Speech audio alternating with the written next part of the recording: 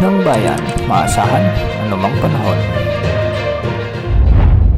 Magandang oras po sa ating lahat. Narito ng update kay Bagyong Christine at sa bagyo sa labas ng ating area of responsibility.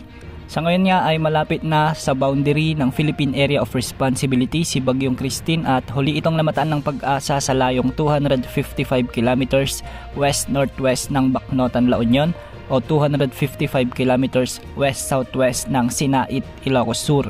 Taglay pa rin nito ang lakas ng hangin na umaabot sa 95 kilometers per hour malapit sa gitna at pagbugso namang umaabot sa 115 kilometers per hour.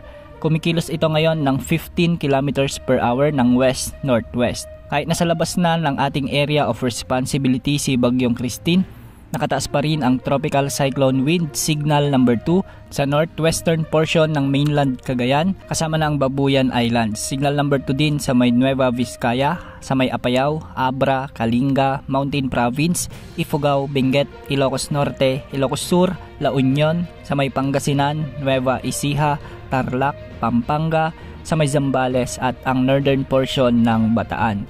Nakataas pa rin naman ang tropical cyclone wind signal number 1 sa Batanes, ang nalalabing bahagi ng Cagayan, Isabela, Quirino, Aurora, Bulacan, ang nalalabing bahagi ng Bataan, ang buong Metro Manila, Cavite, Batangas, Laguna, Rizal, Quezon, Occidental Mindoro, Oriental Mindoro, Marinduque, Romblon, ang northern portion ng Palawan kasama ng Calamian, Cuyo at Kalayaan Islands, sa may Camarines Norte, Camarines Sur at Burias Islands. Sa may Visayas, nakataas pa rin ang signal number 1 sa northern portion ng Aklan kasama na ang northern portion ng Antique at Kaluya Islands. Ayon sa latest forecast track ng Pag-asa ngayong hapon na inaasahang makakalabas ng ating Philippine Area of Responsibility si Bagyong Christine. Sa mga susunod na araw, pagsapit ng Biyernes, ay posibleng magkaroon ito ng looping o kaya naman ay liliko pabalik sa ating bansa. Hindi naman ibig sabihin nito na lalapit pa ito sa anumang bahagi ng ating kalupaan, ngunit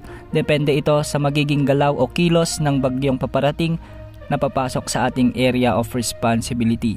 Ayon sa mga forecast, posible itong pumasok muli sa ating area of responsibility, ngunit posible namang hindi na ito aabot. Liliko ito muli at tutumbukin na muli ang Vietnam sa mga susunod na araw. Habang nasa West Philippine Sea si Bagyong Christine sa mga susunod na araw ay hindi inaalis ang posibilidad na umabot pa ito sa may typhoon category.